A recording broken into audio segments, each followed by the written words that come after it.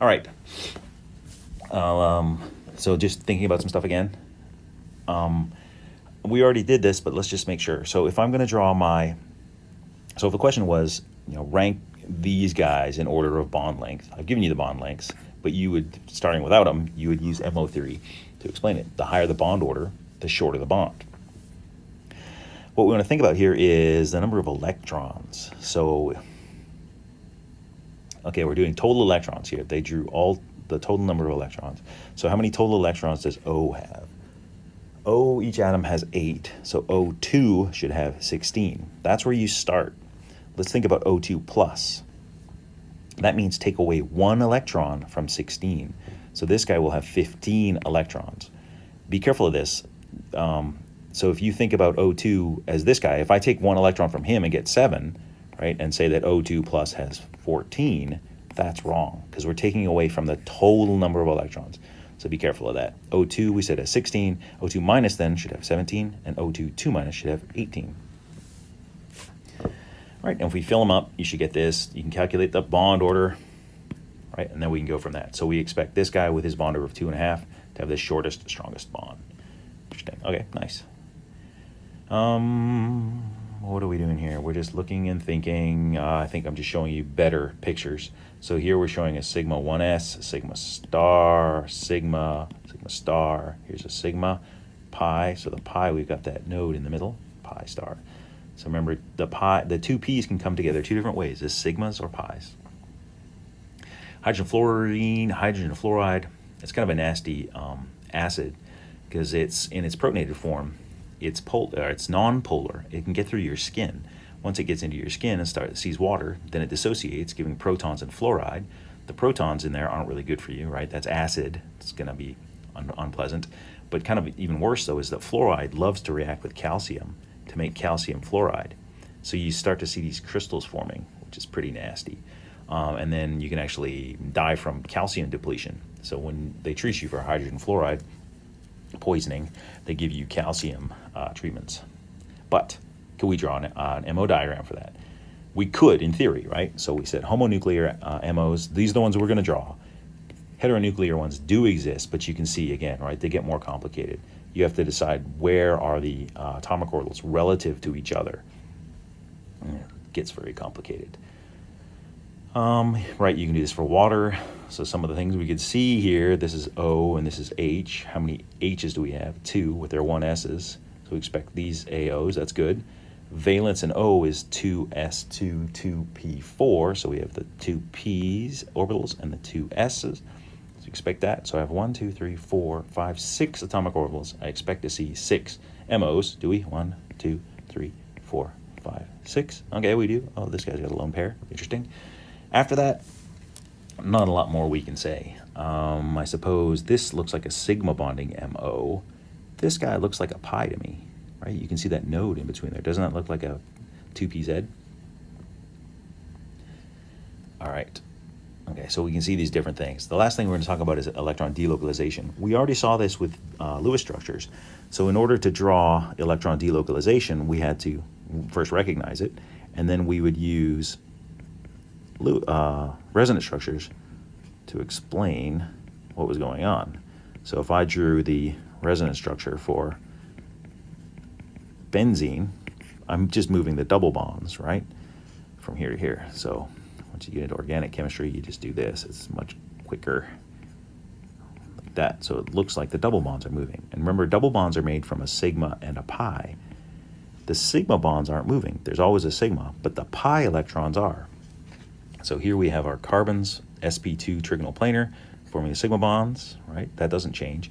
But we have those p orbitals that are going straight down into the page, right? If I look at them this way, it's this way, right? All these p orbitals, the 6 p orbitals on the 6 carbons are aligned, and what you can see is this cyclic, basically a cyclic pi bond. You've got all these electrons delocalized on the top, right, and on the bottom. So that's a big pi MO is what we're seeing. But what we're seeing is the explanation of electron delocalization. So resonance structures are a way for us to predict this, but really what's happening is these p orbitals are aligned and electrons are able to delocalize over several atoms.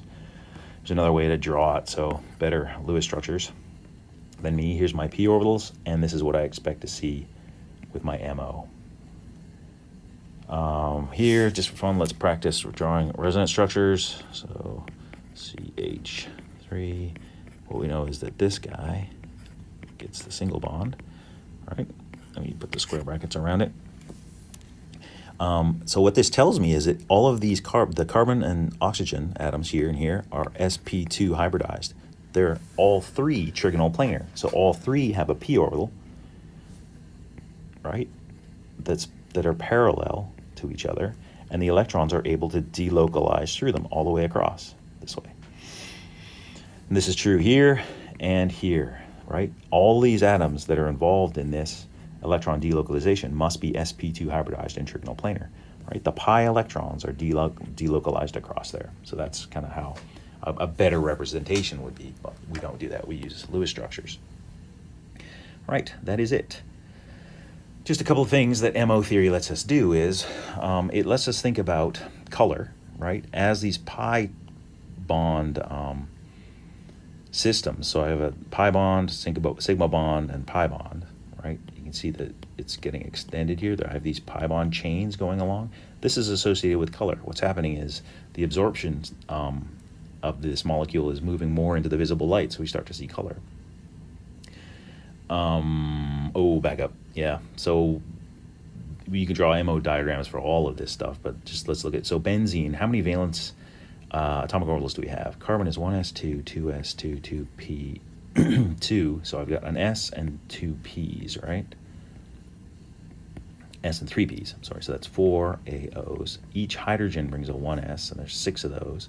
So 6 hydrogens would be 6 AOs. 4 times 6 AOs would be 24. 24 plus 6 equals 30.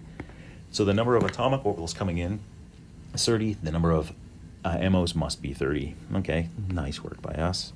And we can look at this and we can recognize sigma bonding MOs. And do you see a pi bonding MO? There, this one. I think he looks like a nice mufalata. Nice. That would be a pi MO.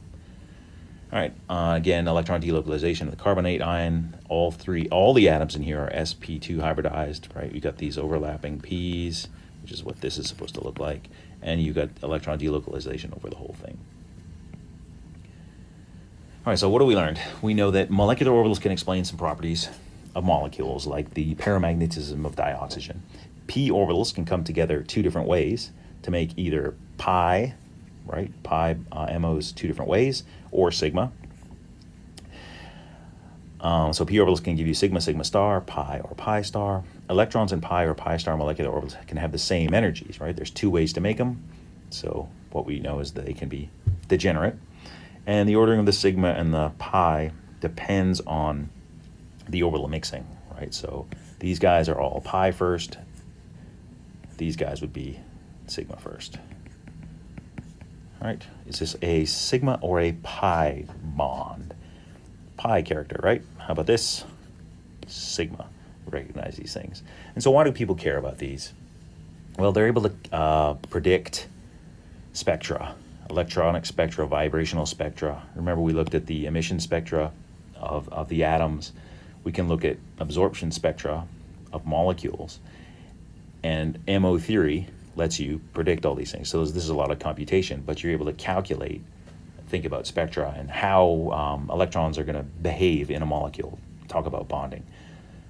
So people do this all the time. But for us, it's a more complicated model for explaining electrons and bonding. We're able to tell the bond order, whether a molecule is paramagnetic or diamagnetic, and predict whether it's stable or not. And now we know that the reason